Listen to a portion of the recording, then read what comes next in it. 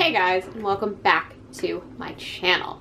So today we're going to be talking about books that have come out a while ago, several years ago, maybe over a decade ago. I think one was actually from 2003, that are still very, very, very popular in the horror lit community that I have not read yet. And I'm not just talking about books by authors that I haven't read yet. There's a plethora of Stephen King books that are very famous and very loved that I haven't gotten to yet. There's a bunch of novels by authors that I read very consistently that I still haven't gotten to yet, including Lock Every Door by Riley Sager or The Return by Rachel Harrison. I'm not talking about those. I'm talking about books by authors I have never read before. And we're going to dive in and talk about those books and why I haven't picked them up yet. And I want this video to be a little bit interactive. So if I say a book and you love that book or you hate that book, let me know in the comments down below whether I should actually pursue reading it or not. And this video was directly inspired by me picking up Pen Pal by Dathan Auerbach. I hope I am saying that right. This is a novel that got very popular because it was originally a story on No Sleep. I believe it was a creepypasta on Reddit that gained a lot of traction and then became published into a real book. Very much like Felix Blackwell's Stolen Tongues. And Stolen Tongues was one of those novels that came out in 2017. Everybody was like, you need to read Stolen Tongues. I really want to hear your opinion on it. So I went and read it, and it got me thinking about other novels that I have heard a ton of chatter about, but for some reason haven't picked up yet. So Pen Pal is definitely one of those. This has a 3.85 on Goodreads. I've seen a bunch of reviewers that I follow on BookTube or Bookstagram who have talked about this book. Some love this book, think it's super creepy. Some think it's very, very overrated. And I think this kind of divide on whether this book is a must-read or a must-skip is why I haven't picked it up previously. So I'm going to read the back of the book. In an attempt to make sense of his own mysterious and unsettling childhood memories, a man begins to reconstruct his past. As the games and adventures of his youth become engulfed by a larger story, he finds that it forms a tapestry of unbelievable horror that he never could have expected. Each chapter completes a different piece of the puzzle for both you and the narrator, and by the end of it all, you will wish that you could forget what he never knew. Do not love the summary of the back of that book, but I am going to definitely read this very, very, very soon. But the rest of the books on this list, I feel like, are kind of a toss-up. I don't know if I will be picking them up anytime soon, and I don't own any physical copies of any of them, so I will be posting photos up here of what they look like. And I'm going to go through the Goodreads ratings as well, because I think the Goodreads ratings definitely are some of those things that have swayed me to stay away from reading them thus far. Okay, so first up is The Fisherman by John Langan.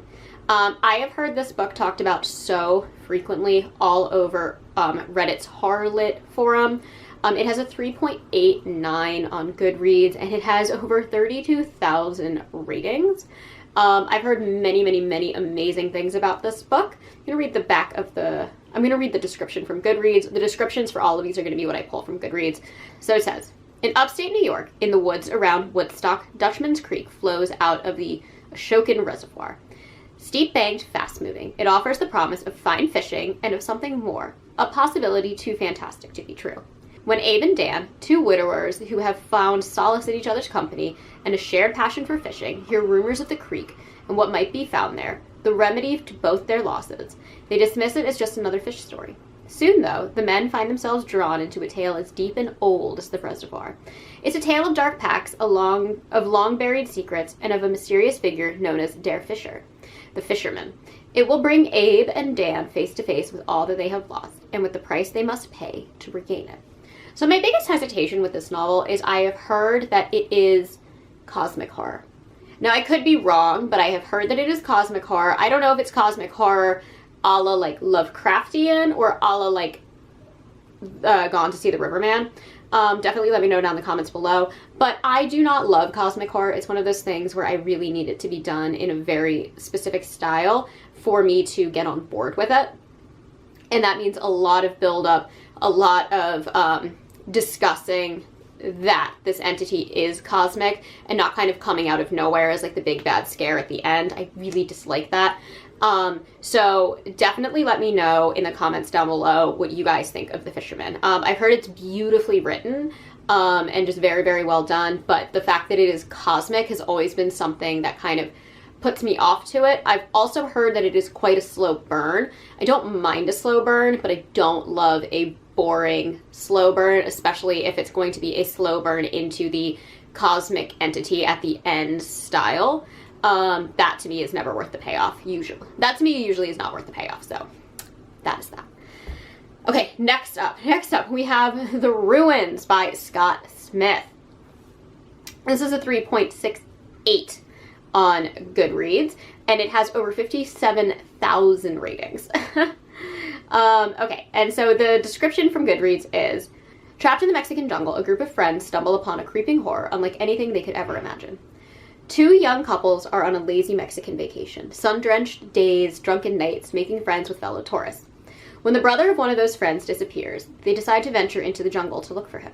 What started out as a fun day trip slowly spirals into a nightmare when they find an ancient ruin site and the terrifying presence that lurks there. Alright, so this novel is another novel that I've seen spoken about constantly on Reddit. And what has stopped me from reading this is primarily the fact that more often than not, I've heard that the characters are very, very, very unlikable. And again, I don't know. It's just something that I've heard a lot of chatter about. I don't really know any of these authors pretty much outside of the novels that I'm talking about here either. But I've just heard a lot of mixed reviews on this as well. And a 3.68 does make me a little hesitant to read it.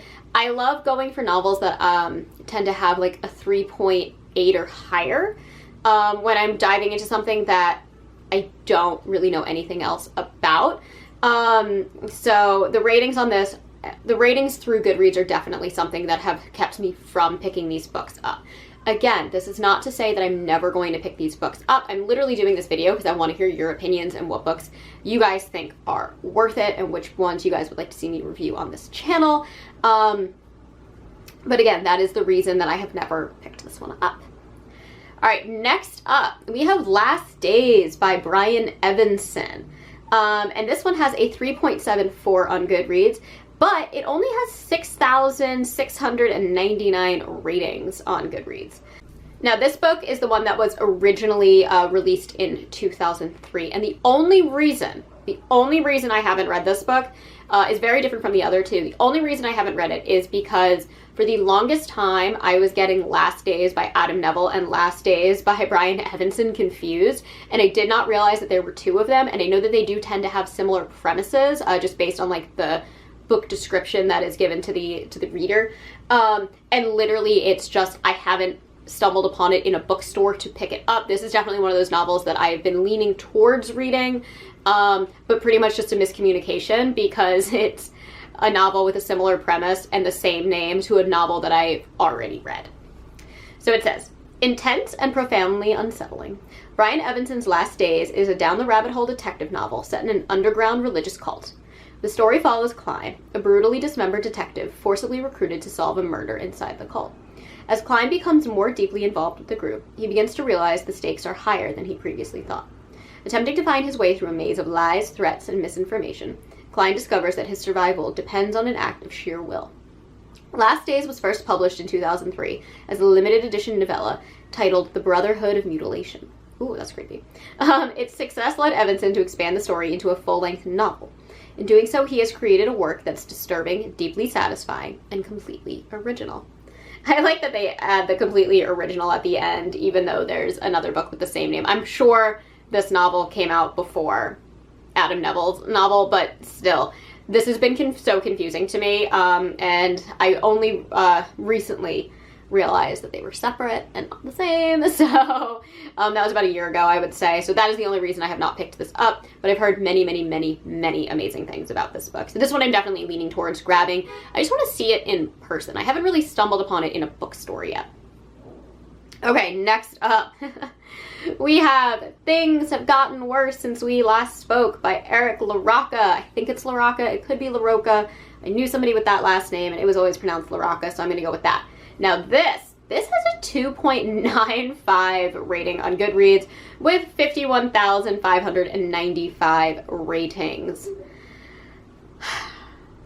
So why is this on my list? Eric LaRocca, I feel like, is one of these trendy authors that everybody is talking about. I know that he writes very disturbing and edgy content, and I've heard so many mixed things about this, and yet I just constantly see Eric LaRocca putting out either short story collections, novellas, or just books in general. He seems to be constantly churning things out, so there's got to be something. So there has to be something about his writing that make people really want to read more from him.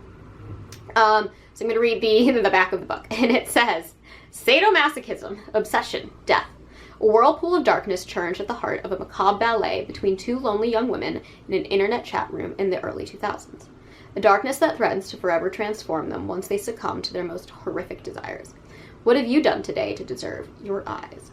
So one of the things that has put me off with this is I don't necessarily love extreme horror. I've heard that this kind of borderlines extreme horror, but it also kind of borderlines extreme horror and like gross out horror for the sake of shock value instead of for furthering the plot. I also don't love the idea that the first word used to describe the book is sadomasochism. So that is one of the things that has stopped me from reading this. However, I do love the idea that it is set in an early 2000s chat room. I can just imagine all of the AIM settings, like the AOL instant messaging, that must go on within the novel, or I think it might be in a novella. I think it might be really short. But yeah, I've also heard a lot of mixed reviews, and the 2.95 rating is definitely one of those things that tells me there's probably a lot of one-star reviews, and yet Eric LaRocca's ability to consistently push out work and continuously have a name in the market tells me that there's also probably something that people really do enjoy and like about his stuff. So I know this is probably his most famous novel that has come out, so I've definitely heard a lot of mixed things on this. So I haven't decided yet if I'm ever going to read Eric LaRocca, but I'm not sure if he's necessarily an author for me. Okay, and last but not least, in a similar vein, we have Tender is the Flesh by Augustina Bazterrica. I think that's how you say that. I'm sorry if that's wrong. And translated by Sarah Moses. This is not a novel that was written in English. I do not remember, though, what language this is originally published in.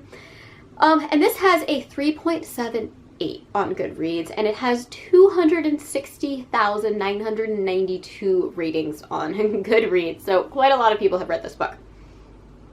And then the description is, working at the local processing plant, Marcos is in the business of slaughtering humans. Though no one calls him that anymore. His wife has left him, his father is sinking into dementia, and Marcos tries not to think too hard about how he makes a living. After all, it happened so quickly.